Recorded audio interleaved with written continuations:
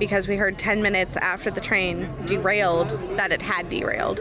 So we gathered our animals, gathered his grandparents, and we evacuated to East Liverpool. So once we got to East Liverpool, I found out that Leo was having distress.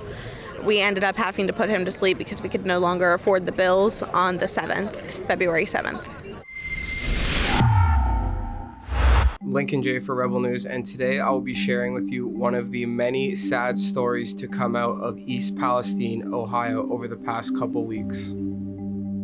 On February 3rd, at approximately 9 p.m., a Norfolk Southern Railroad freight train derailed in East Palestine, a village of approximately 4,700 people. According to the National Transportation Safety Board, 38 rail cars derailed and a fire ensued, which damaged an additional 12 cars. 11 of the derailed cars contain hazardous materials, including vinyl chloride, a colorless gas that presents extreme long-term health hazards to humans. On February 4th, residents were told to evacuate. Just 2 days later, the governor of Ohio, Mike DeWine, stated that the vinyl chloride on 5 of the rail cars was unstable and could potentially explode.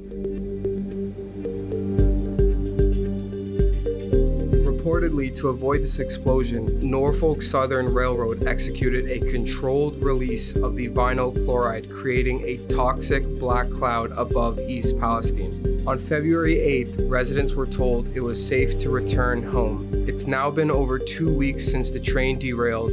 The black cloud has cleared, but residents are still left questioning how safe it truly is. Andrea Belden and Zach Kramer were living in East Palestine during the incident with their 2 cats. After evacuating to a nearby town, their 2-year-old cat Leo started to show signs of distress and had to be put down just days after the evacuation. Before I share with you their story, if you could head on over to ohioexplosion.com. Through that website, you can check out all of the reports we've done in East Palestine. And if you like the coverage we're providing, you can consider making a donation through that website.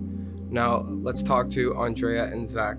Pretty much what had happened was we had to evacuate Friday night because we heard 10 minutes after the train derailed that it had derailed. So we gathered our animals, gathered his grandparents, and we evacuated to East Liverpool. So once we got to East Liverpool, I found out that Leo was having distress. His breathing was heavy, it was labored, his heart was racing. I thought it was just a panic attack, so I just laid him in a cool room by himself with food and water, laid him on a bed. The next morning I noticed he was still in that state.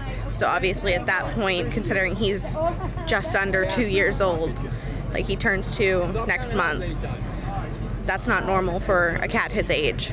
One of the documents that I have is a letter directly from the vet stating that his condition was caused or triggered by the vinyl chloride that was on the train. I presented this document to Norfolk Southern and they weren't interested. They pretty much told me that that's not an emergency. They can't help with the treatment at the moment, that I would have to file a damaged property claim to possibly receive any reimbursement. Pretty much they would entertain it later. We ended up having to put him to sleep because we could no longer afford the bills on the 7th, February 7th. There's a guy in town, his name's Taylor. He has a bunch of foxes. A couple of them have passed. Some of them are very sick. Out of nowhere, he just started coughing really hard and just shut down, and he had liquid diarrhea and just went very fast. There's a lady in North Lima that has chickens. My video camera footage shows my chickens were perfectly fine before they started this burn. And as soon as they started the burn, my chickens slowed down and they died. If it can do this to chickens in one night, imagine what it's going to do to us in 20 years. We're trying to get the word out there, trying to get more people to come together that's having the issues with the animals or animals passing.